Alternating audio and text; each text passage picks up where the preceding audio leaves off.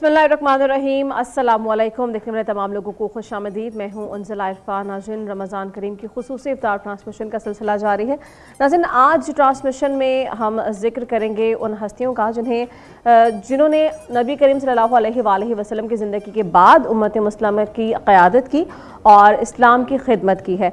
नाज़रीन, हम बात करें खुलफ़ाए राशिदीन की, और ये वो हस्तियाँ हैं जिन्हें खुलफ़ाए राशिदीन के दौर से नाम से याद किया जाता है। इनके दौर को खिलाफत राशिदा का दौर कहा जाता है और इस्लामी तारीख़ का सुनहरा तरीन दौर इसे माना जाता है। हज़रत अबू बकर सिद्दीक़ रज़ी अल्लाह अन्हु, हज़रत उमर फ़ारूक रज़ी अल्लाह अन्हु, हज़रत उस्मान गनी रज़ी अल्लाह अन्हु और हज़रत अली अल मुर्तज़ा रज़ी अल्लाह अन्हु और हज़रत इमाम हसन के 6 महीने भी इसमें शामिल किए जाते हैं। इस पर हम उलमा की राय जानेंगे कि इन तमाम हस्तियों ने अपने अपने अदवार में किस तरह से इस्लाम का झंडा सरबलंद किया। इस्लामी तालीमात की रोशनी में भरपूर तरीक़े से इस्लामी मुआशरा तश्कील देने की कोशिश की गई और आज के दौर में हम उनकी तालीमात से क्या सीख सकते हैं, ये मुआशरा बेहतर कैसे किया जा सकता है। हमें जब ज्वाइन करें प्रोफेसर हाफिज़ गज़नफ़र अज़ीज़ साहब हमारे साथ मौजूद हैं। प्रोफेसर नजमुद्दीन साहब भी हमें कुछ देर में ज्वाइन कर लेंगे। इसके अलावा नवीद अकरम हमारे साथ मौजूद होंगे, नाथुआ हैं, और हमारे साथ नायाब तारिक रोज़ाना की तरह मौजूद हैं। नाज़रीन, मौजूद की तरफ बढ़ने से पहले एक दफ़ा हम किचन का ज़रा जायज़ा ले लेते हैं, क्योंकि इफ्तार की तैयारियाँ भी जानिए कि इफ्तार में भी क्या क्या बन रहा है। अस्सलाम वालेकुम नायाब। वालेकुम अस्सलाम। नायाब कैसी हैं आप? अल्लाह का शुक्र, मैं ठीक ठाक। नायाब, क्या है आज मेन्यू में?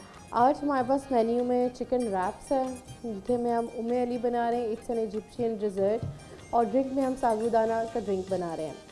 तो थोड़ा सा रेसिपी का आपको बताते चले। सबसे पहले जो हम रैप्स बनाएंगे, रैप्स की टोटलियाँ आपके पास शीट्स इजीली मार्केट में अवेलेबल होती हैं, वो मैंने ली हैं।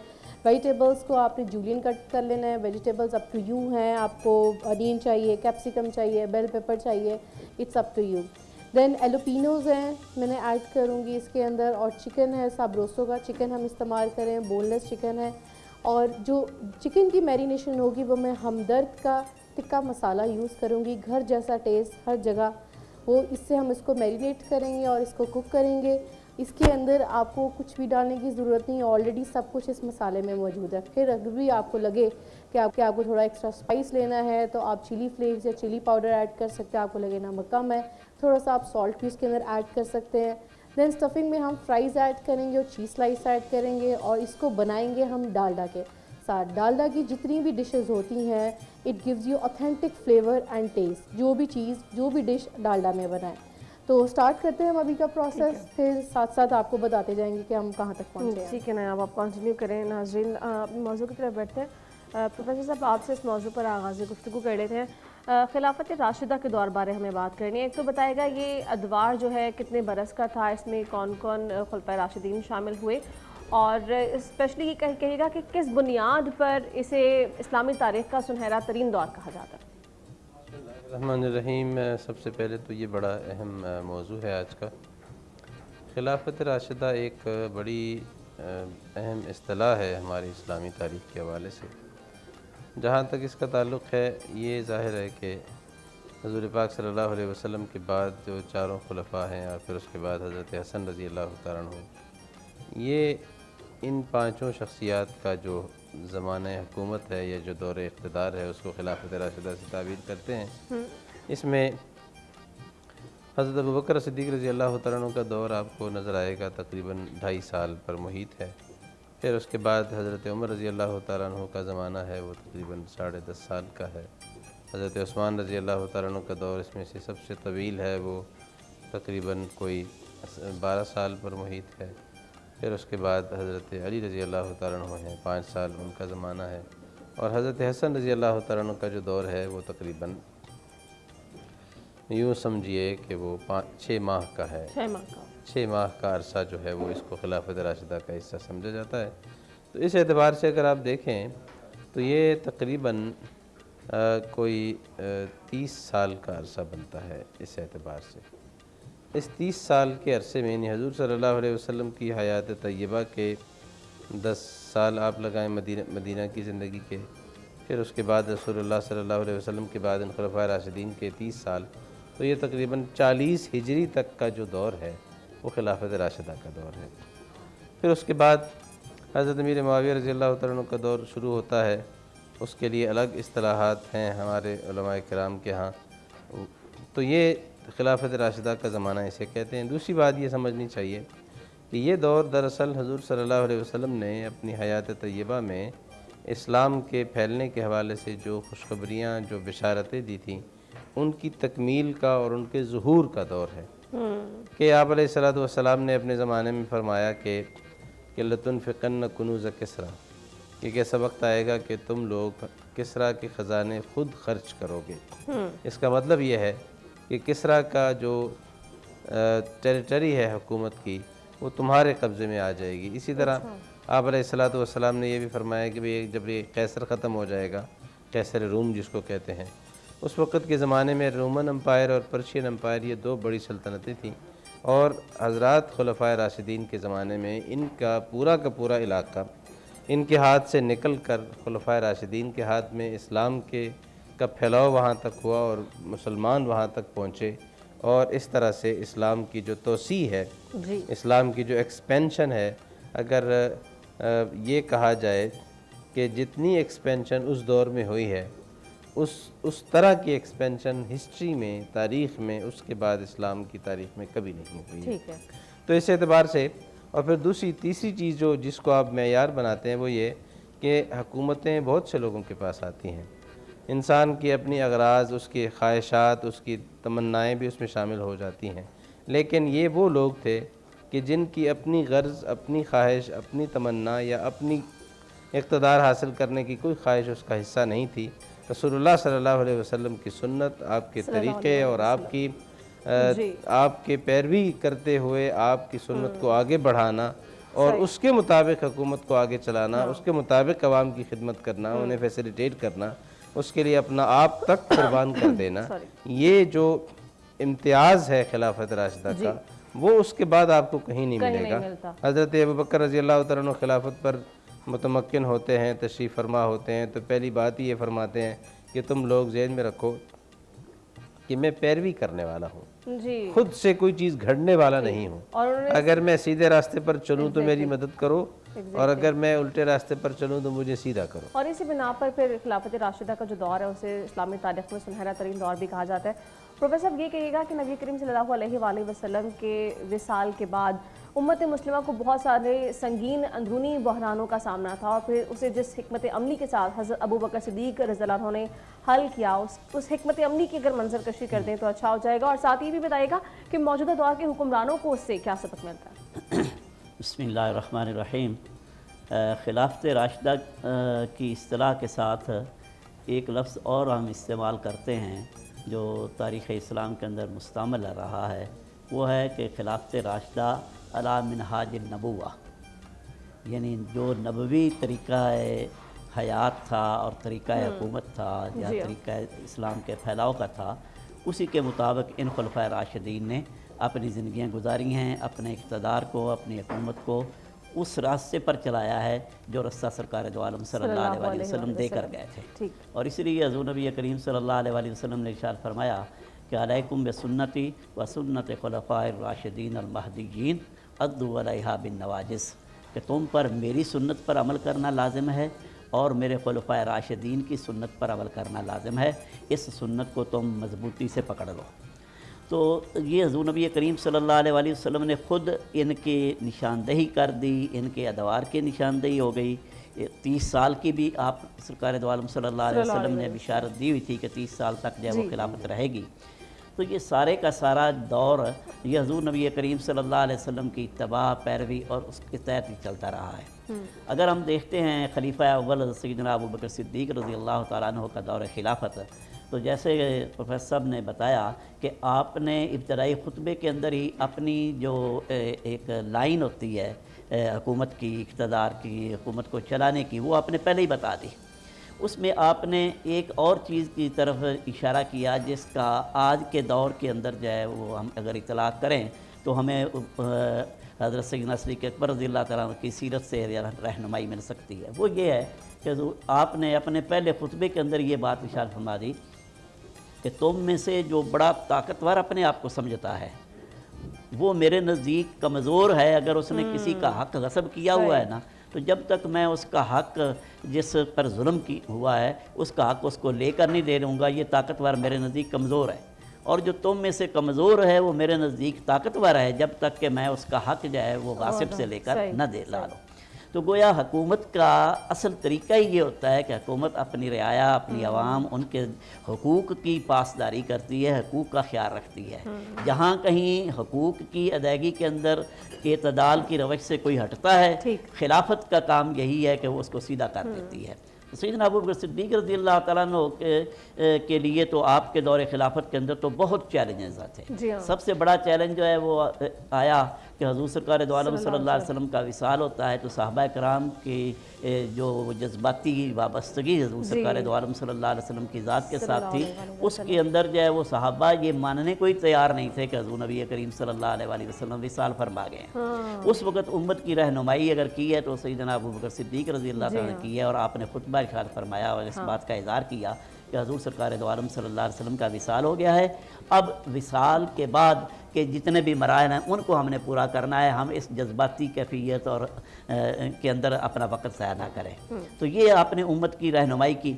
سیدنا عمر فاروق رضی اللہ تعالیٰ جیسی دبنگ شخصیت جو ہے وہ بھی یہ اعتراف کرتی ہے کہ اگر ابوبکر صدیق رضی اللہ تعالیٰ نے اس وقت نہ ہوتے تو ہم جو ہے نا وہ شاید پھسل جاتے، بہک جاتے۔ ایک آپ کا پہلا کام یہ تھا۔ اس کے بعد جب خلافت کی ذمہ داریاں آپ کو دی جاتی ہیں تو خلافت کا منصب سنبھالنے کے وقت ہی جو سقیفہ بنی ساعدہ کے اندر وہ ساری میٹنگ ہو رہی تھی انصار کی، تو وہاں پر بھی حضرت سیدنا ابوبکر صدیق رضی اللہ تعالیٰ نے ہی وہ حدیث پاک پیش کر کے خلافت کی گائیڈ لائن جو ہے نا وہ دے دی، صحابہ کے سامنے رکھ دی کہ خلافت کس طریقے سے ہوگی اور کس کو ملے گی۔ آپ نے یہ بات ارشاد فرما دی جب انصار کا خواہش تھی کہ ہمارے میں سے خلیفہ ہو، تو اس وقت آپ نے یہ بات اعلان فرما دی کہ میں نے حضور نبی کریم صلی اللہ علیہ وسلم سے سنا ہے کہ عرب جو ہے وہ قریش کے علاوہ کسی اور کی سیادت کو قبول نہیں کر سکتے، تو لہٰذا پھر حضرت سیدنا عمر فاروق رضی اللہ تعالیٰ نے آپ کا نام تجویز کیا، خلافت کی ذمہ داری آپ نے سنبھالی۔ اسی وقت ہی حضور سرکار دو عالم صلی اللہ علیہ وسلم کے وصال کے ساتھ ہی بعض ایسے لوگ جنہوں نے اسلام سے ارتداد کی راہ اختیار کر لی، وہ فتنہ بہت بڑا آپ کے سامنے آیا، اس کا آپ نے قلع کما کیا۔ پھر اس کے بعد ختم نبوت کے حوالے سے جو مسلمہ کذاب کی طرف سے جو ہے وہ حملے کا خطرہ ہوا، تو اس وقت آپ نے وہ اتنا بڑا اقدام اٹھایا کہ تمام صحابہ کرام جو بڑے دلیر صحابہ تھے وہ بھی اس وقت یہ سمجھتے تھے کہ ابھی شاید ہمیں تھوڑا سا احتیاط کرنی چاہیے، لیکن آپ کی قوت ایمانی نے اور آپ کے اس ارادے نے آپ نے اس کام کو جو ہے پایا تکمیل تک پہنچایا، اور ختم نبوت کے حوالے سے آپ نے پھر زکوٰۃ کے جو منکرین تھے اس حوالے سے بھی بڑی سخت پالیسیز اسی دور میں متعارف کروائی گئی تھی۔ ناظرین اس پر بھی بات کرتے ہیں، لیکن ایک چھوٹی سی بریک کے بعد آپ کو دوبارہ جوائن کریں گے، ہمارے ساتھ رہیں۔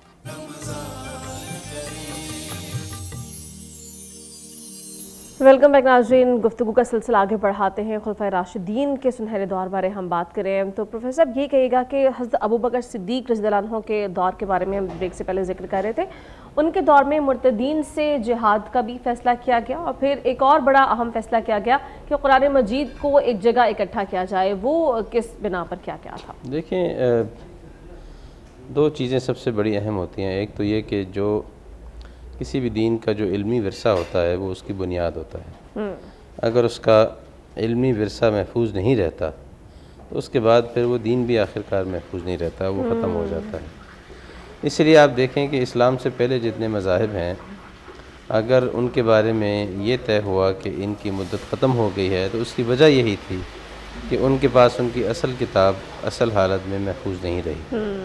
اس کا نتیجہ یہ نکلا کہ پھر اس کی جگہ دوسری کتاب لائی گئی، تورات کے بعد زبور، زبور کے بعد انجیل۔ رسول اللہ صلی اللہ علیہ وسلم کے زمانے میں قرآن کریم نازل ہوا تو سب سے پہلی ضرورت یہ تھی امت کی کہ اس کے پاس قرآن پاک، ظاہر ہے کہ امت نے چلنا ہے، قیامت تک چلنا ہے جب، تو پھر اس کے پاس اس کا جو اوریجنل ٹیکسٹ ہے، اسکرپچر ہے، اوریجنل جو اللہ تعالیٰ کے الفاظ میں جو اس کے پاس کتاب ہے وہ محفوظ ہونی چاہیے اپنی اصل حالت میں، تاکہ جو بھی حالات آئیں اس میں امت کے پاس رہنمائی کا ایک سورس موجود ہو۔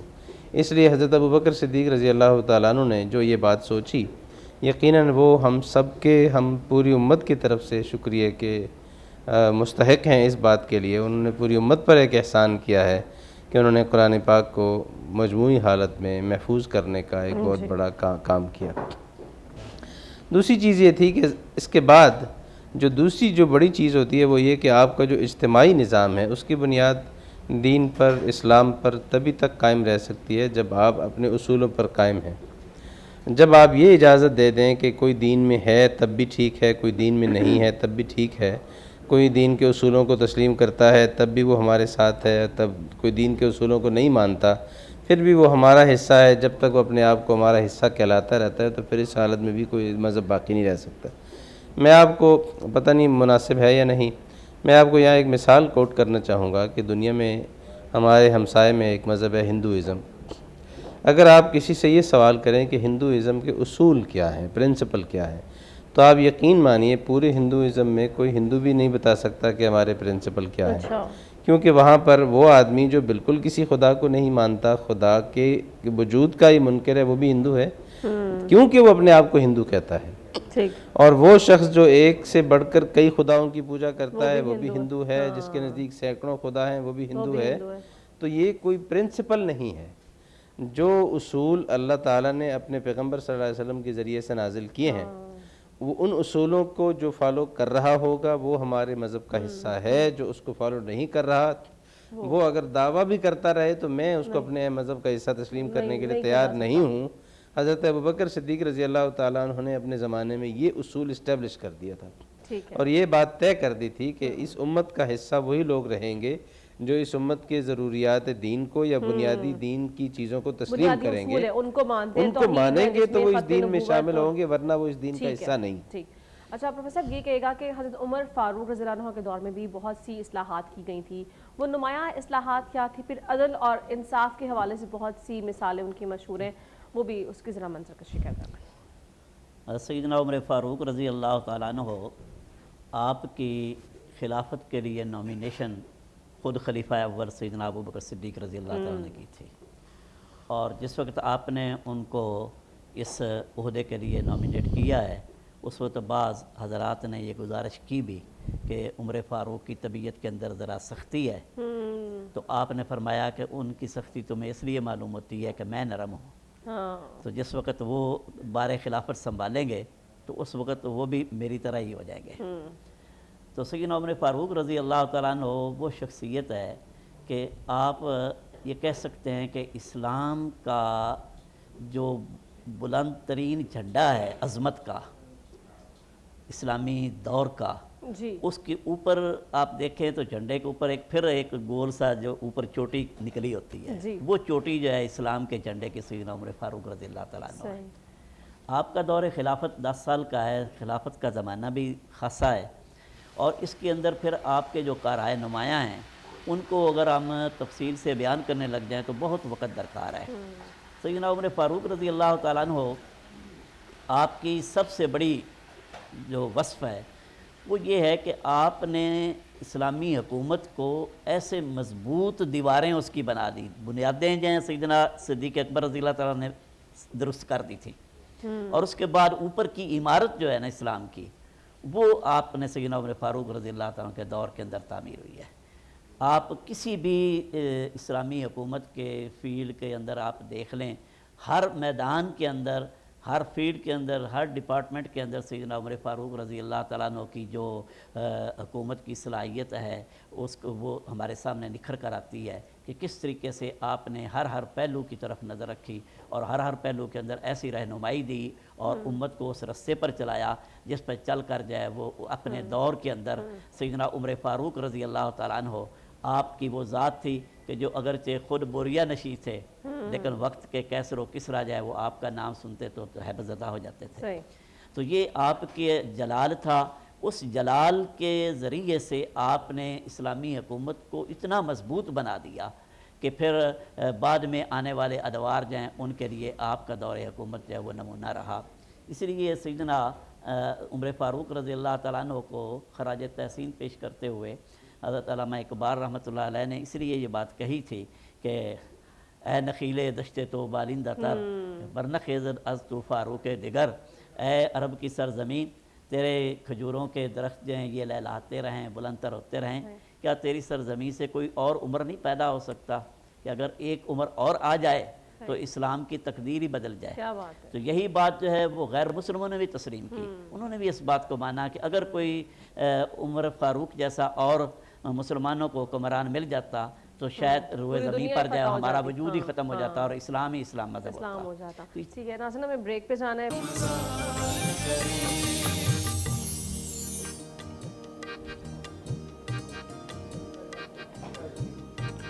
ویلکم بیک ناظرین. ابھی آپ جانتے ہیں کہ ہم کشم میں موجود ہیں اور نایاب جو ہیں وہ افطار کی تیاریوں میں مصروف عمل ہیں. نایاب میرے خیال سے جو آپ ریپ تیار کر رہی ہیں اس کی تمام تر تیاریاں تو میرے خیال سے ہو چکی ہیں. کیا کام رہ گیا آپ کا باقی؟ اس کو ہم ایک دفعہ ریپیٹ کر دیتے تاکہ سب کو پتہ چل جائے کہ ہم نے ریپ کی جو فلنگ ہے کیسے تیار کی ہے. چکن کی میرینیشن ہم نے کی تھی تکا مسالہ کے ساتھ، ہمدرد کا ہم نے یوز کیا تھا اور اس کے اندر ہی ہم نے ڈال کے اس کو پکایا اور اینڈ پہ ہم نے کریم لگائی ہے.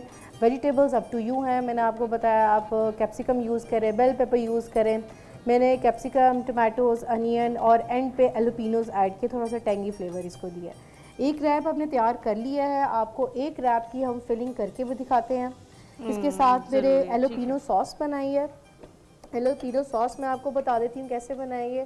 مائنیز لی ہے 1 کپ، کیچپ 1/2 کپ ہم نے لیا ہے، چاپڈ ایلوپینوز ایڈ کیے، salt to taste, black pepper 1/2 teaspoon add کیا اس کے اندر، garlic powder 1/2 teaspoon add کر کے یہ ٹینگی سی ایلوپینو ساس آپ کی ریڈی ہے. اور یہ ہم ڈالیں گے ریپ کے اوپر. اس کو ہم نے تھوڑا سا اسپریڈ کر لینا ہے. زیادہ سوسی اگر آپ کو پسند ہے تو آپ ڈال سکتے ہیں، بالکل اپ ٹو یو ہے. اور ایلوپینوز بھی ہے کیونکہ تھوڑے سے ٹینگی ہوتے ہیں، آپ چاہو تو اگر زیادہ پسند ہے آپ ایلوپینوز ٹاپنگ کے طور پہ اندر ایڈ کر لیں. اپ ٹو یو ہے کہ آپ نے کیسے جتنا آپ کو ٹینگینس کا چاہیے فلیور. پھر اس کے بعد جو چکن کا مکسچر ہم نے ریڈی کیا ہوا تھا یہ ذرا تھوڑا سا ہو گیا ٹھنڈا، اور اچھا ہے کیونکہ جب بھی آپ فلنگ ہمیشہ آپ کی ٹھنڈی روم ٹیمپریچر ہو کے پھر آپ نے ڈالیں، کیونکہ اس ریپ کو ہم نے دوبارہ ہیٹ اپ بھی کرنا ہے. تو یہ فلنگ ہم نے اس کے اندر ایڈ کر دی ہے.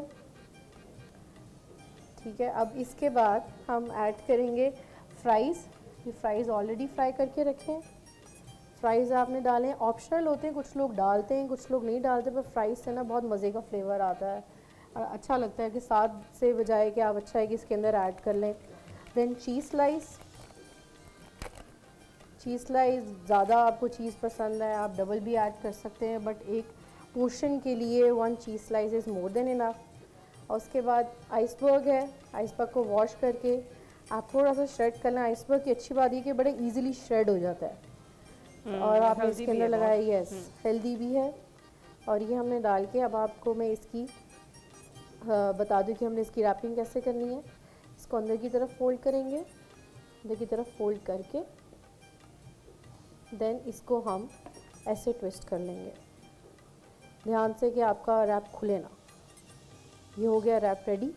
اور اسی طرح ریپ کو میں کیا کروں گی اپنے پین کے اوپر رکھ لوں گی جو میں نے آلریڈی ہیٹ کر کے رکھا ہو. گریسی کر کے اس کو. یس، میں نے آلریڈی اس کے اندر آئل ڈال دیا تھا، ڈالڈا کا آئل استعمال کیا. اور اس کو ہم ذرا سا تاکہ وہ اپنی جگہ پر آ جائے گا. اور کچھ لوگ ایسا کرتے ہیں جو ریپ ہے اس میں فلنگ کرنے سے پہلے ہی تھوڑا پین میں رکھ کے اس کو کر لیتے ہیں، وہ صحیح ہے؟ نہیں ٹوٹی رہا، اور کیونکہ ہاف روٹی آلریڈی پکی ہوتی ہے وہ زیادہ ہو جائے گی. ہاں وہ زیادہ ہو جائے گی کرسپی.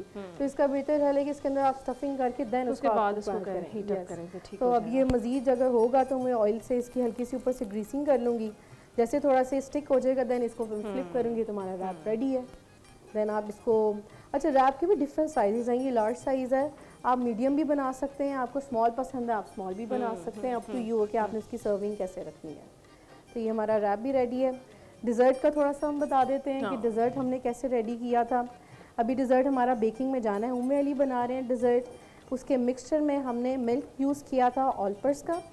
آلپرس کے ملک کے بعد ہم نے اس کے اندر شوگر ایڈ کی ہے. شوگر آپ نے as per your taste add کرنی ہے. اور کنڈینس ملک ایڈ کی ہے. کنڈینس ملک سے زیادہ فلیور آتا ہے تو ہمیشہ میں شوگر اور کنڈینس ملک کا مکسچر رکھتی ہوں.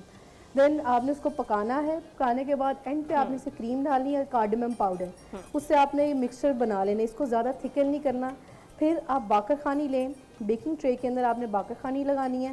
اور جو مکسچر ہم نے ریڈی کیا تھا وہ آپ نے اس کے اندر ڈال کے اوپر نٹس وغیرہ ڈال کے آپ نے اس کو بیک کرنا ہے 180 پہ انٹل انلیس جو ملک ہے وہ سوک کر لے اور وہ کرسپی اور بڑا مزے کا اس کا ٹیکسچر لائٹ گولڈن سا اوپر ٹیکسچر آ جائے.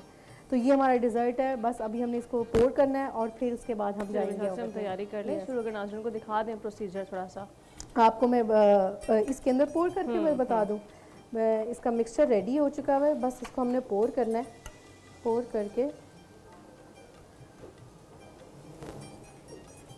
یہ دیکھیں آپ نے سوک کرنی ہے باقر خانی کو، کیونکہ ابھی ملک نے اٹ سیلف پکنا ہے. بیکنگ اوون میں جا کے ملک پکے گا مزید ہوگی اور یس مزید جب پکے گا تو وہ زیادہ ٹیکسچر مزے کا دے گا. اور اس کو سوک کر لے. ٹھیک ہے. یس اب یہ ہے کہ اب اس کے اندر اوپر نٹس وغیرہ ایڈ کریں گے اور تھوڑی سی مزید باقر خانی بھی اس کے اندر ایڈ میں کر دیتی ہوں، زیادہ یہ سوک ہو جائے. اور یہ اب اس کے اوپر میں نٹس وغیرہ ایڈ کروں گی جو آلریڈی میں نے چاپ فارم میں رکھے ہوئے ہیں. نٹس بھی آپ کے اپ ٹو یور ٹیسٹ ہے کہ آپ کون سا یوز کرنا چاہتے ہیں. اب ٹو یو ہے، آپ پستہ بادام جیسے آپ کا پسند ہے، کاجو ڈالیں، والنٹس ڈالیں، پسٹاشیو ڈالنے ہیں.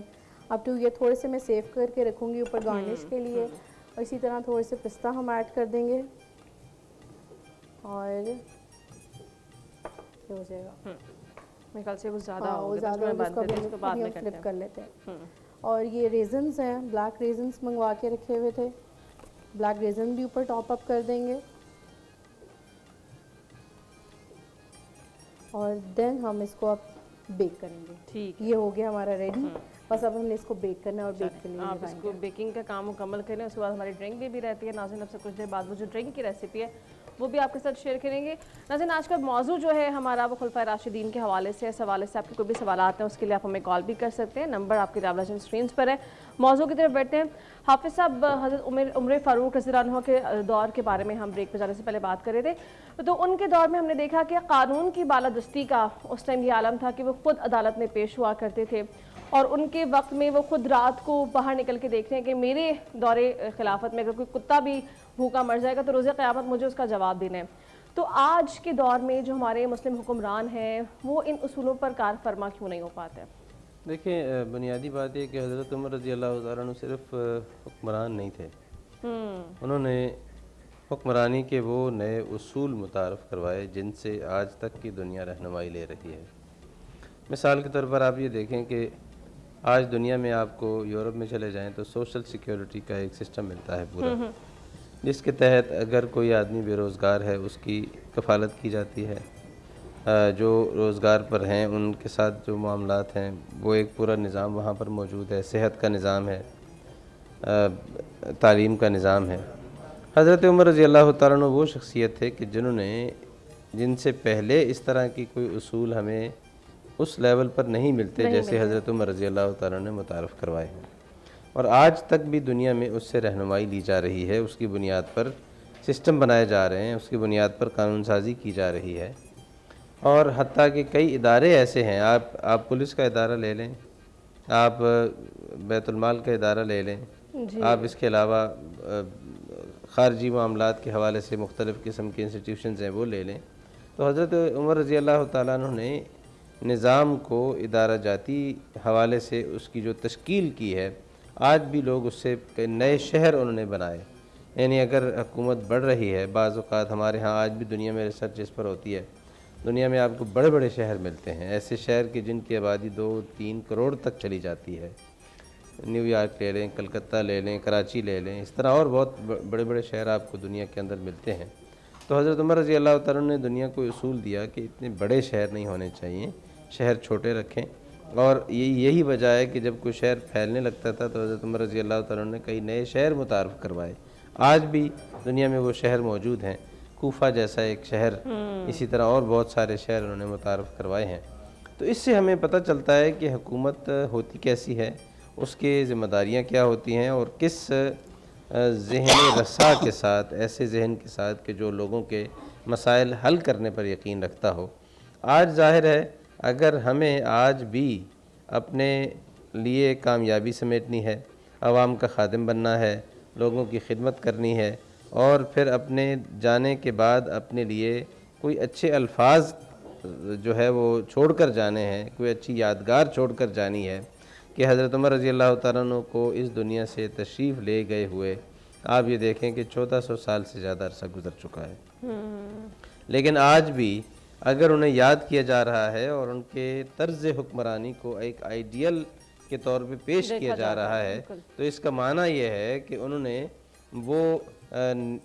وہ اس لیول تک انہوں نے حکومت کی ہے کہ ان کے بعد اس طرح کی حکومت کوئی نہیں کر سکا ہے۔ اور یہی وجہ ہے کہ بعد میں جب بھی کوئی آیا ہے تو اس نے ان کے معیار کو دیکھ کر یہی سمجھا ہے کہ اس اسٹینڈرڈ تک میں یہاں تک پہنچ ہی نہیں سکتا، میں اس لیول تک اس کو اچیو کر ہی نہیں سکتا ہوں۔ تو یہ حضرت عمر رضی اللہ تعالیٰ عنہ کی وہ سٹرگل تھی، وہ محنت تھی۔ انہوں نے اس وقت اپنے آرام کا، اپنی راحت کا، اپنے سکون کا نہیں سوچا، اپنی عوام کے راحت کا اور سکون کا سوچا۔ اگر کسی نے یہ تک ہوا کہ ان کے خادم نے اگر ان کے ساتھ جاتے ہوئے ان سے کہا کہ آپ یہ سامان مجھے دے دیں، میں اسے اٹھا لیتا ہوں، تو حضرت عمر رضی اللہ تعالیٰ نے انکار فرما دیا اور فرمایا کہ بھئی قیامت کے دن بھی اس کا بوجھ مجھے اٹھانا ہے، لہٰذا اس دنیا میں بھی اس کا بوجھ مجھے اٹھانے دیجیے۔ آج یہ الفاظ چھوٹے لگتے ہیں، لیکن جب انسان کرنے لگتا ہے، پڑھنا ان کو آسان ہے لیکن کرنا بہت مشکل ہے۔ یہ ہم دیکھتے ہیں کہ آج کے حکمران جو وہ بیجا پروٹوکولز میں ہمیں مصروف عمل دکھائی دیتے ہیں اور وہ عوام کے ہی اوپر بوجھ ڈال کے اپنے لیے آسانیاں ڈھونڈتے ہیں۔ ویسے اب یہ کہے گا کہ حضرت عثمان غنی رضی اللہ عنہ کا جو دور تھا اس میں ہم نے دیکھا کہ معاشی خوشحالی کا وہ عروج ثابت ہوا اور ان کی سخاوت زبان زد عام رہتی تھی۔ سخاوت کے حوالے سے ان کے کیا طریقے تھے؟ سیدنا عثمان غنی رضی اللہ تعالیٰ عنہ وہ خلیفہ راشد ہیں کہ جن کے دو وصف جو ہے وہ بہت نمایاں ہیں، ایک جس کا آپ نے اشارہ کیا آپ کی سخاوت کا، اور دوسرا آپ کی حیا کا۔ یہ دونوں وصف ان کی تعریف حضور نبی کریم صلی اللہ علیہ وسلم نے خود اپنی زبان سے ان کے حوالے سے کی ہے۔ پھر انہیں یہ جو اعزاز ملا تھا کہ حضور نبی کریم صلی اللہ علیہ وسلم کی 2 لخت جگر، آپ کی 2 صاحبزادیاں آپ کے نکاح میں آئیں، اس لحاظ سے روحانی لحاظ سے اگر ہم دیکھیں تو سیدنا عثمان غنی رضی اللہ تعالیٰ عنہ کا مقام یہاں بھی بہت ہمیں بلند نظر آتا ہے۔ رہا معاملہ آپ کے دور خلافت کا، آپ کے دور خلافت کے اندر اگرچہ ابتدائی آپ کا جو زمانہ خلافت ہے تقریباً 12.5 سال 13 سال آپ کا بنتا ہے دور حکومت، تو اس کے اندر ابتدائی کچھ عرصہ تو بڑا امن سکون رہا، فتوحات کا سلسلہ چلتا رہا۔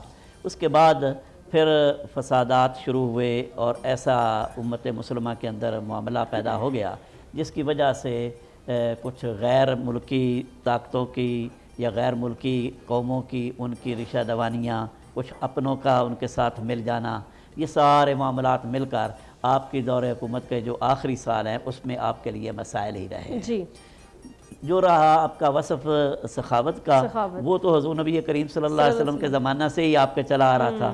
کون سا غزوہ ہے جس غزوے کے اندر سیدنا عثمان غنی رضی اللہ تعالیٰ عنہ نے اپنے مال جو ہے وہ نہ پیش کیا ہو؟ اچھا پروفیسر صاحب، میں چاہوں گی کہ اس قصے کے حوالے سے منظر کشی کرتے ہیں، لیکن ابھی بریک پہ جانا ہے، بریک سے واپس آتے ہیں تو اس قصے کی طرف ہم آئیں گے۔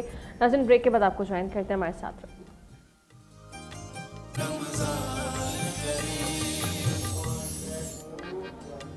ویلکم بیک ناظرین، گفتگو کا سلسلہ آگے بڑھائیں گے۔ بریک پہ جانے سے قبل ہم بات کرتے پروفیسر صاحب سے۔ پروفیسر صاحب، آپ ایک قصے کی جانب اشارہ کر رہے تھے، وہ قصہ اگر مختصر سے سنا دیں پھر ہم آگے بڑھتے ہیں۔ جی، وہ غزوہ تبوک کے حوالے سے ہے کہ حضور سرکار دو عالم صلی اللہ علیہ وسلم نے لشکر کی تیاری کا حکم دیا، اور اس لشکر کو جیش الاسرہ کہا جاتا ہے کہ عام حالات تنگی کے تھے، تو اس کے اندر حضور صلی اللہ علیہ وسلم نے جب لشکر کے لیے تیاری کا حکم دیا تو مختلف صحابہ کرام نے اپنی اپنی طرف سے جو ہے نا وہ اپنا حصہ پیش کیا۔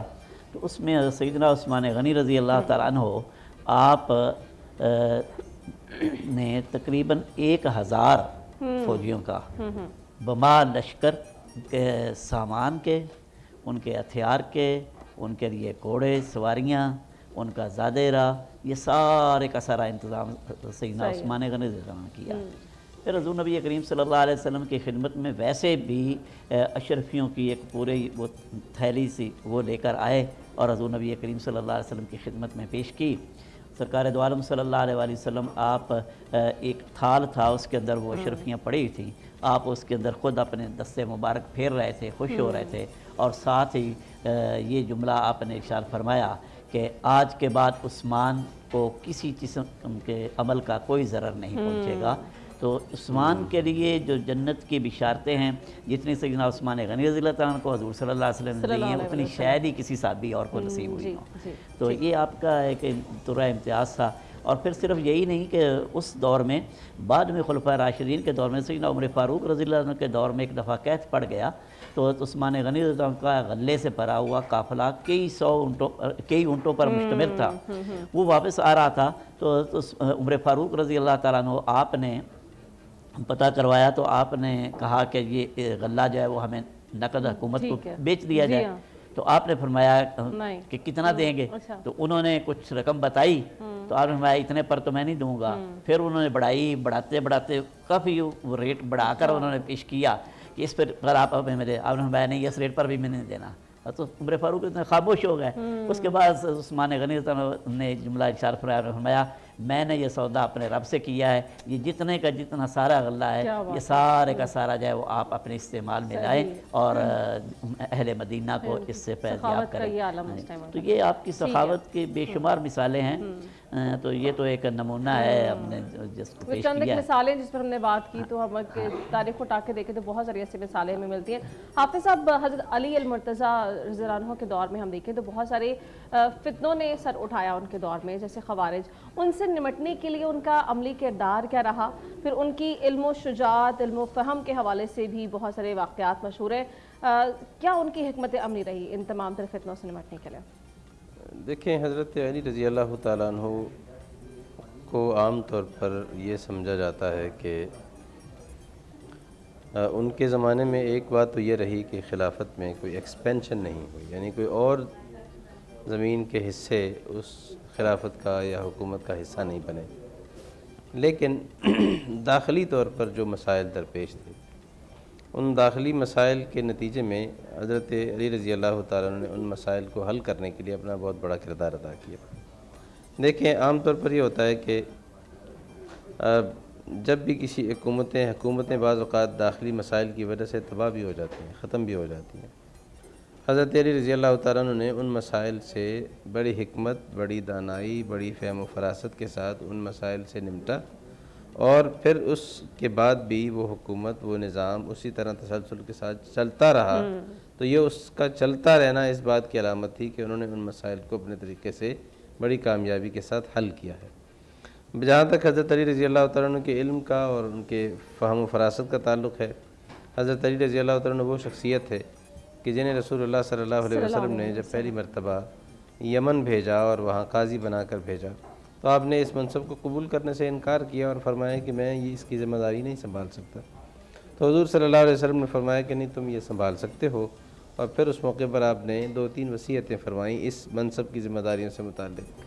ایک بات تو یہ فرمائی کہ بھئی جب تک دونوں لوگوں کی بات نہ سن لو کوئی فیصلہ نہ کرنا, یعنی یک طرفہ بات سن کر آپ کسی چیز کے فیصلے تک چلے جاتے ہیں, یہ کسی بھی انسان کے لیے کبھی بھی کوئی مفید عمل نہیں رہتا. دوسری بات یہ فرمائی کہ دیکھو غصے میں کوئی فیصلہ نہ کرنا, اس حالت میں انسان جو ہے وہ صحیح فیصلے کی کیفیت میں نہیں ہوتا. تو اس طرح آپ نے بنیادی کچھ نصیحتیں فرما کر, ہدایات دے کر انہیں روانہ فرمایا, اور پھر نتیجہ یہ نکلا کہ حضرت علی رضی اللہ تعالیٰ عنہ کو سب سے بہترین قاضی کہا گیا کہ ان سے بہتر فیصلہ کرنے والا, ججمنٹ دینے والا, ان سے بہتر لوگوں کے ڈسپیوٹس جو ہیں ان کو ریزالو کرنے والا حضرت علی رضی اللہ تعالیٰ عنہ سے بڑھ کر کوئی نہیں رہا.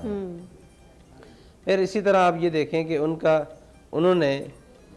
کی کئی ایسی مثالیں ہمیں ملتی ہیں کہ کئی ایسے علمی مسائل ان کے سامنے جب آئے تو انہوں نے ان کو ایسے طریقے سے حل کیا, خود صرف اپنے زمانے میں ہی نہیں, حضرت ابوبکر رضی اللہ تعالیٰ عنہ کے زمانے میں بھی, حضرت عمر کے زمانے میں بھی, حضرت عثمان رضی اللہ تعالیٰ عنہ, ان تمام تینوں خلفائے راشدین جو ان سے پہلے تھے ان کے زمانے میں بھی بعض ایسے مسائل جب ان حضرات کے سامنے پیش ہوئے تو وہ اس گہرائی تک نہیں پہنچے. حضرت علی رضی اللہ تعالیٰ عنہ نے پھر جب معاونت کی اور اپنی علمی مدد کے ساتھ ان مسائل کو حل کیا تو حضرت عمر کا تو وہ تاریخی مقولہ ہے کہ جو بڑا مشہور ہے, وہ فرماتے تھے کہ اگر علی نہ ہوتے تو عمر ہلاک ہو گیا ہوتا, یعنی ہم کو صحیح فیصلے تک نہ پہنچتے, جس کی وجہ سے شاید ہم کسی کے ساتھ کوئی ظلم کر بیٹھتے, کوئی زیادتی ہو جاتی.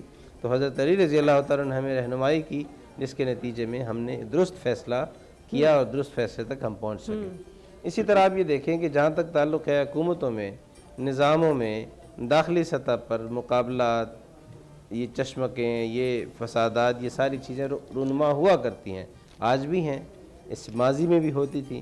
تو حضرت علی رضی اللہ تعالیٰ عنہ نے جس طریقے سے اس سے نمٹا، اس میں انہوں نے 2-3 چیزیں بڑی واضح کر دیں۔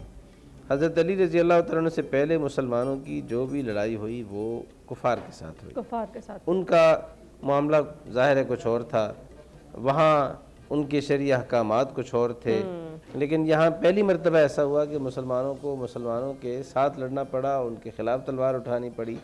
اب یہاں پر سوال پیدا ہوا کہ لوگوں کا ذہن کلیئر نہیں تھا کہ ان کے ساتھ کیا کرنا ہے، ان کے ساتھ سلوک کیسا ہوگا، ان کے ساتھ معاملات کیسے کیے جائیں گے۔ حضرت علی رضی اللہ تعالیٰ عنہ نے ایک ایک چیز کو کلیئر کیا، حتیٰ کہ یہ ہوتا تھا کہ خوارج کی ظاہر ہے کہ جو بھی لوگ ہوتے تھے وہ اسلام سے تعلق رکھتے تھے، جب ان کے ساتھ جنگ ہو گئی، جنگ ختم ہوئی، تو حضرت علی رضی اللہ تعالیٰ عنہ خود ان کا جا کر جنازہ پڑھاتے تھے اور ان کے میتوں کی تدفین کا انتظام فرماتے تھے۔ وہ مقابلے میں ہوتے تھے، ان کے ساتھ جنگ بھی ہوتی تھی، ان کو خوارج سمجھا جاتا تھا، وہ مسلمان اسلام کا حصہ ہونے کے ہوتے تھے، لیکن خارجی ہونے کی حیثیت سے، باغی ہونے کی حیثیت سے ان کے ساتھ جو معاملہ تھا وہ نہیں ہو سکتا تھا جو کفار کے ساتھ کیا جاتا ہے۔ ناظرین ایک کالر ہمارے ساتھ موجود ہے۔ السلام علیکم۔ وعلیکم السلام۔ بیٹا میں آپ سے یہ اپنا آپ کے مہمانوں سے معلوم یہ کرنا چاہ رہا ہوں کہ علیہ السلام رضی اللہ تعالیٰ عنہ اور رحمۃ اللہ علیہ یہ جو بائفرکیشن کرتے ہیں نبیوں کے لیے، صحابیوں کے لیے اور اپنا بزرگوں کے لیے، یہ کون سے سال میں اور کس بزرگ نے یہ اپنا شروع کیا؟ اس کا آغاز کہاں سے ہوا؟ پروفیسر صاحب اس میں اگر آپ واضح کر دیں۔ دراصل یہ مسئلہ بڑا مختلف ہی ہے۔ پہلے نمبر پر ہم دیکھتے ہیں صحابہ کرام کی ذوات مقدسہ۔ صحابہ کے لیے چونکہ اللہ تبارک و تعالیٰ نے خود قرآن پاک کے اندر رضی اللہ تعالیٰ عنہم ورضوا عنہ کے الفاظ استعمال کیے ہیں، اور بیت رضوان کے حوالے سے بھی ان کو اپنی خوشنودی کا جو ہے وہ پروانہ عطا فرمایا ہے۔ اس لیے عمومی طور پر صحابہ کے نام کے ساتھ ہم رضی اللہ تعالیٰ عنہ یا صحابیات رضی اللہ تعالیٰ عنہ کا لفظ استعمال کرتے ہیں۔ جو علیہ السلام کا لفظ ہے یہ ہر اس شخصیت کے لیے استعمال کیا جا سکتا ہے جو ایمان، تقوی اور علم کے اس مقام پر ہو جو باقی عام مسلمانوں سے نمایاں ہو۔ اس میں حضور سرکار دو عالم صلی اللہ علیہ وسلم کے ذات اقدس سے پہلے انبیاء کرام کے لیے یہ لفظ استعمال کیا جاتا رہا، اور پھر جو ان انبیاء کی امتیں تھیں ان کے اندر جو بعض شخصیات ایسی پیدا ہوئیں جو علم کے لحاظ سے، تقوی کے لحاظ سے، روحانیت کے لحاظ سے بلند مقام تھا، ان کے لیے بھی علیہ السلام کا لفظ استعمال ہوتا رہا۔ مثلا حضرت لقمان کے بارے میں کہا جاتا ہے کہ ان کے بارے میں نبی ہونے کے قطعی کوئی ثبوت نہیں ہے، تو لیکن ان کا نام جب لیا جائے گا تو علیہ السلام کا لفظ بولا جائے گا۔ اچھا، پھر حضور سرکار دو عالم صلی اللہ علیہ وسلم کی امت میں سب سے زیادہ یہ لفظ کا استعمال جو ہے وہ ہم ازواج مطہرات کے لیے استعمال کرتے ہیں۔ ان میں چونکہ سیدہ خدیجہ الکبریٰ رضی اللہ تعالیٰ عنہ ام المومنین، ان کے لیے اللہ تبارک و تعالیٰ کی طرف سے خصوصی طور پر سلام آیا تھا، جبرائیل امین نے پیش کیا تھا، اس لیے وہ سلام کا لفظ ان کے نام کے ساتھ استعمال کیا جاتا ہے۔ ازواج مطہرات کے لیے استعمال کیا گیا، ان کے لیے آپ رضی اللہ تعالیٰ عنہن بھی کہہ سکتے ہیں، ان کے لیے آپ علیہ السلام بھی کہہ سکتے ہیں، علیہ السلام بھی کہہ سکتے ہیں۔ پھر حضور سرکار دو عالم صلی اللہ علیہ وسلم کی اہل بیت اطہار کے جو افراد ہیں ان کے لیے علیہ السلام کا لفظ جو ہے وہ عمومی طور پر استعمال کیا جاتا ہے، اور اس کا ثبوت جو ہے وہ ہمیں ملتا ہے کہ ہمارے جو احادیث کی کتب ہیں ان کے اندر اہل بیت اطہار کے افراد کا جب ذکر آتا ہے تو وہاں پر ان محدثین نے ان کے لیے علیہ السلام کے لفظ استعمال کیا۔ تو رحمت اللہ علیہ عمومی طور پر جو ایک اہل ایمان شخص ہے، ایک مومن شخص ہے، وہ اگر دنیا سے چلا گیا ہے تو اس کے لیے ایک دعا ہماری طرف سے ہوتی ہے کہ رحمت اللہ علیہ کا لفظ ہم استعمال کر کے ہم دعا۔ تو گویا یہ تینوں چاروں الفاظ جو ہیں ان کو آپس میں استعمال کیا جا سکتا ہے۔ جو نیک آدمی ہے وہ نیک آدمی، اس کے لیے بھی آپ رضی اللہ تعالیٰ عنہ کا لفظ استعمال کر سکتے ہیں، اور وہ قرآن مجید کی ایک آیہ مبارکہ اس کے لیے جو ہے وہ دلیل دیتی ہے۔ اس لیے کہ علیہ السلام کا لفظ جو ہے وہ آپ صحابہ کے لیے بھی استعمال کر سکتے ہیں، اہل بیت کے لیے بھی۔ بہت شکریہ، آپ نے واضح کیا پروفیسر۔ ناظرین ہمیں بریک پہ جانا ہے۔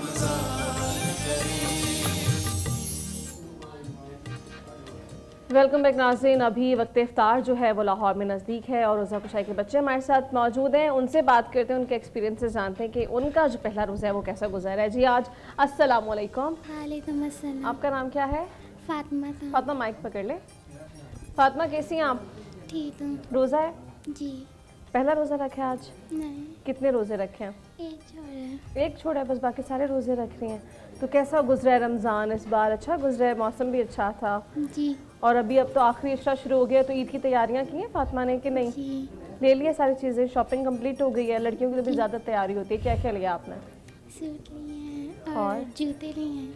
और चूड़ियाँ नहीं ली अभी? हाँ, चूड़ियाँ भी और ली हैं। ज्वेलरी भी होती है, फिर वो चांद रात को मेरे ख्याल से रखी हुई है बाकी शॉपिंग। मेहंदी लगवाने का सोचा है ईद पर? जी हर साल लगवानी होती है मेहंदी? जी। अच्छा कौन सी क्लास में आप फातिमा?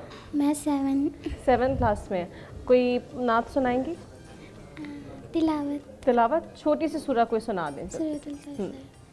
अऊज़ु बिल्लाहि मिनश शैतानिर रजीम। बिस्मिल्लाहिर रहमानिर रहीम। इन्ना आतैनाकल कौसर फसल्लि लिरब्बिका वन्हर। इन्ना शानिअका हुवल अब्तर। जज़ाकल्लाह, बहुत शुक्रिया। माइक दीजिए जी। यहाँ पर हमारे साथ कौन मौजूद हैं? आपका नाम क्या है? हमजा। हमज़ा का रोज़ा है? यस चिड़ी रोज़ा? यस। तो इफ्तारी ये भी कर ली है कि हमारे साथ करेंगे? आतेदार मेरे साथ करनी है। और से आपने रोज़ा रखा कब था? सहरी कब की थी? तब तेरी का टाइम है। अच्छा तभी सहरी कर ली, तो फिर तो आपका मुकम्मल रोज़ा हो गया। फिर चिड़ी रोज़ा तो नहीं हुआ ना? मेरे ख्याल से बीच बीच में इफ्तारी होती रही है ना हमज़ा की? हमज़ा कौन सी क्लास में है? 1 क्लास में है। हमज़ा को कोई नात आती है? जी। सुनाए।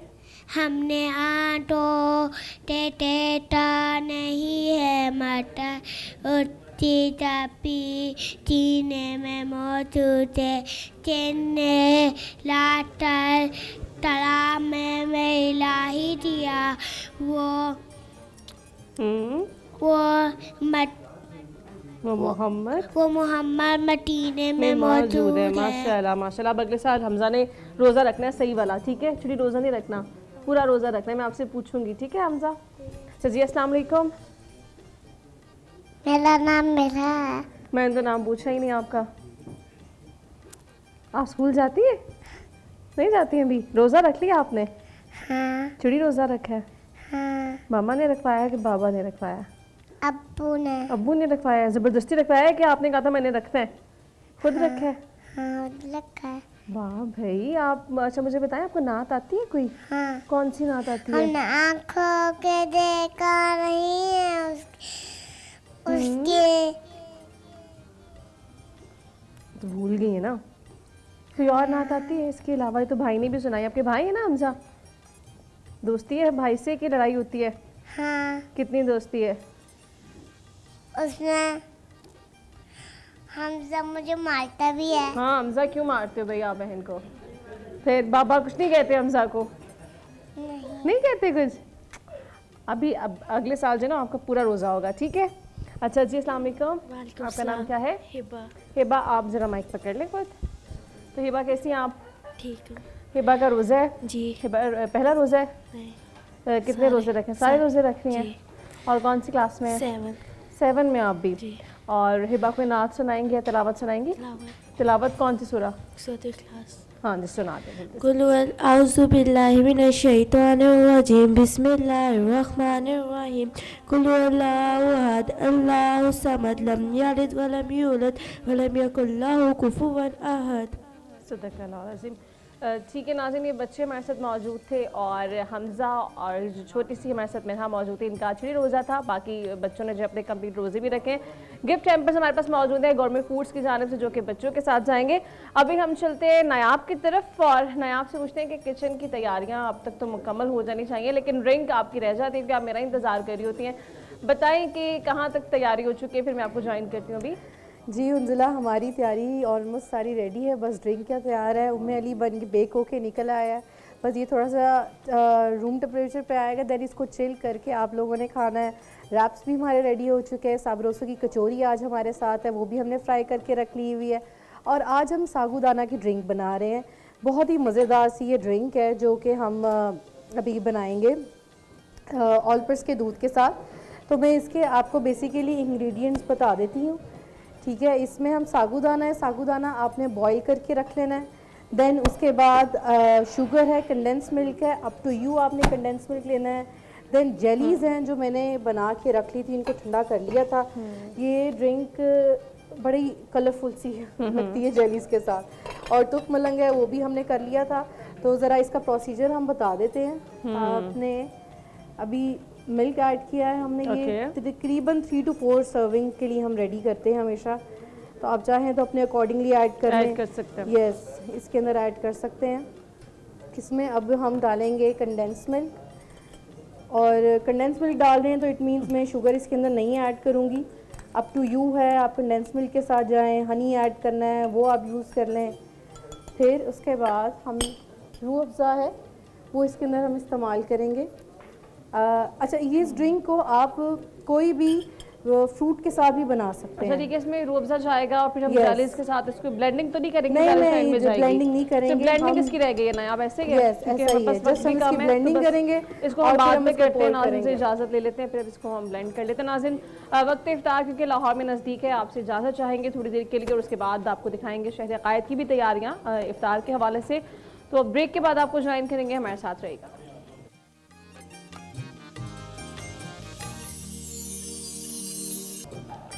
वेलकम बैक नाज़रीन। इफ्तार के बाद आपको खुशामदीद कहेंगे हमारे हेल्थ सेगमेंट में। डॉक्टर जमील महवी हमारे साथ मौजूद है एक नई रेसिपी के साथ, और आज उनसे जानते हैं कि आज किस मरज़ का इलाज वो लेकर आए हैं। जी डॉक्टर साहब। बहुत शुक्रिया। आप इफ्तारी के बाद ज़रा थोड़ा सा ढीले लग रहे हैं आज में मेरा एनर्जी लेवल डाउन थोड़ा सा हुआ है। एनर्जी लेवल डाउन है तो खजूर जो है उसको दें, और सेगमेंट के बाद और पुदीने का कावा लें, वो तो बेहतरीन है, एनर्जेटिक हो जाएंगे। और बहुत शुक्रिया नाज़रीन। आज हम जो आपको रेसिपी देंगे, ये इसके पहले थोड़ी सी आपको बता दें कि ये कौन लोग ले सकते हैं। नंबर 1 के जिनके आइज़ के नीचे आप देखते हैं ना, आइज़ पफी हो जाती है, थोड़ा सा नीचे स्वेलिंग हो जाती है, और थोड़ा सा मोटू हुई होती हैं, फ्लफी आइज़ के नीचे वाला एरिया जो हो जाता है, और सोकर उठने के बाद ज़्यादा होता है लोगों के मसला। गुर्दों में सोजश होती है इन लोगों के, इनके गुर्दों में सोजश होती है। तो आप वो लोग जिनको ये पता है कि उनके गुर्दों में सोजश रहती है, या यूटीआई यूरिनरी ट्रैक्ट इन्फेक्शन जो होती है, जिन लोगों के पेशाब जल के आता है, बर्निंग, और अक्सर वो एंटीबायोटिक्स वगैरह का डिफरेंट कोर्सेज पे लगे रहते हैं कि हमारे यहाँ पेशाब जल के आता है, पेशाब रुकता है, उसमें इन्फेक्शन है, 5 सेल आ रहे हैं, इस तरह की चीज़ें हैं, और ख़ास तौर पे गुर्दे में सोजश हो, तो उनके लिए जो आज हम चीज़ लेकर आए हैं वो 2 चीज़ें हैं सिर्फ। आपको पंसार से जड़ी बूटी जो बेचता है उससे 2 हर्ब्स मिल जाएंगी। हमने देखा होगा कि, या सुना भी होगा आपने, कि अरके मको और अरक कासनी, जी 2 चीज़ों का अरक जो है वो बहुत ज़्यादा पिया भी जाता है, पिलाया भी जाता है, जिगर के लिए भी बहुत अच्छा है, गुर्दों के लिए भी बहुत अच्छा होता है। तो यहाँ पे आज हम उसी को कावे की शक्ल में लेकर आए कि जिन चीज़ों का वो अर्क निकाला जाता है, आज उसी हर्ब्स को हम बतौर कावा जो है ना वो यूज़ करने जा रहे हैं। ये आपके पास जो है ना वो मको है, मको के बीज, मको कहते हैं पीलक को, वो जिसपे पंजाबी में गाना भी है, पीलूं पकियां, सुना होगा? सब गाना तो मैंने नहीं सुना, अच्छा लेकिन चलें आप ज़रा लेटेस्ट टाइम ज़रा पुराने मॉडल का इस तरह से। तो बहरहाल ये पीलक जो होती है ना, पीलू जो होती हैं, उसको मको कहा जाता है। तो उसके जो बीज है ये वो है, और ये हम डालेंगे 1 चम्मच, और 1 चम्मच चाय वाला हमारे पास जो है ना वो कासनी है, ठीक है, कासनी के बीज हैं। तो इन 2 चीज़ों को वही तरीका रहेगा किसी भी चीज़ का जब कावा बनाना है, तो हमने 1 गिलास जो है वो उसका पानी डाल लिया पहले, और उसके बाद हमने 1/4 गिलास हमने थोड़ा सा ऊपर डालना है, जितना का हमने उसको बर्न कर देना है, या वो उसको उबालना है, ज़ाहिर है वो होगा। उसके बाद हम आँच पे आएंगे, लाइटर। अच्छा,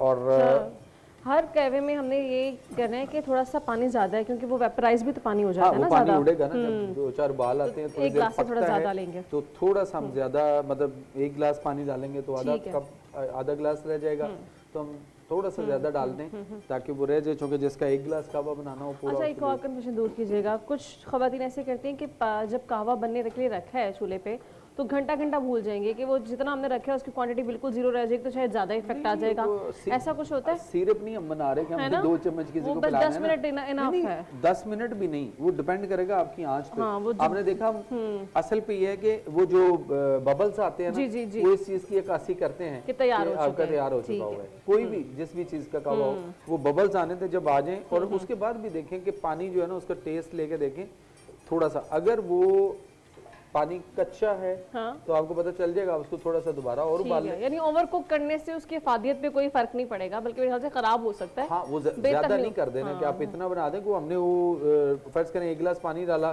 तो 2 चम्मच पीछे रह गया, तो वो तो बहुत ओवर कुक हो गया और उसमें वो फायदा नहीं होगा। डॉक्टर साहब कॉलर भी हमारे साथ हैं। जी जरूर। अस्सलाम वालेकुम। वालेकुम जी। डॉक्टर साहब से मुझे ये पूछना था कि मेरे आंखों के नीचे जो है ना बहुत स्वैलिंग रहने लगी है ज्यादा, और ब्लड प्रेशर भी हाई रहता है, पूरी बॉडी में सूजन भी रहती है हमारे ना। कमाल, क्या मतलब कमाल है, ऐसा लग रहा है जैसे आपको पता था कि हमने आज ही नहीं, काफी टाइम से हमारे को ये मसला चल रहा था, हमने कहा आज पूछा करें क्यों हो रहा है ये सारा मसला हमारे साथ। ये सोजिश आ जाती है जी गुर्दों में, जब वो सही फिल्टर नहीं कर रहे होते ना हमारे गुर्दों के फिल्टर्स। इस वक्त बहुत ज़्यादा लोगों को मसले बने हुए हैं, चूँकि कोल्ड ड्रिंक्स और मुख्तलिफ ऐसी चीज़ें खा पी के, समोसे पकौड़े, तली हुई चीज़ें, फास्ट फूड, डिहाइड्रेशन।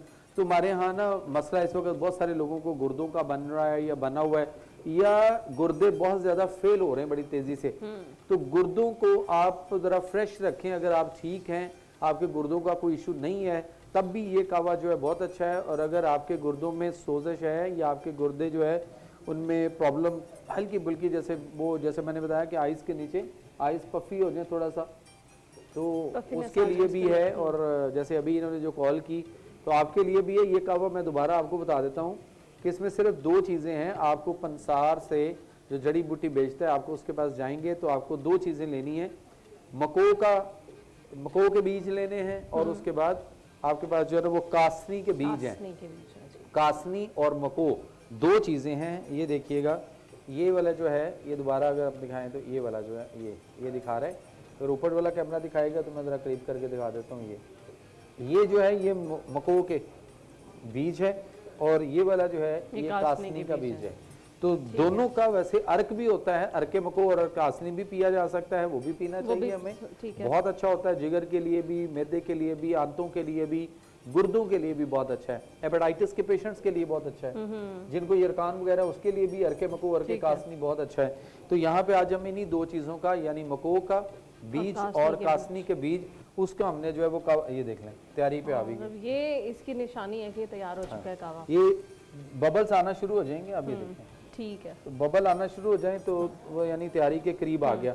उसको 2-1 दफ़ा और थोड़ा सा ज़रा उसको जोश दे लें ताकि पानी अच्छी तरह पक जाए।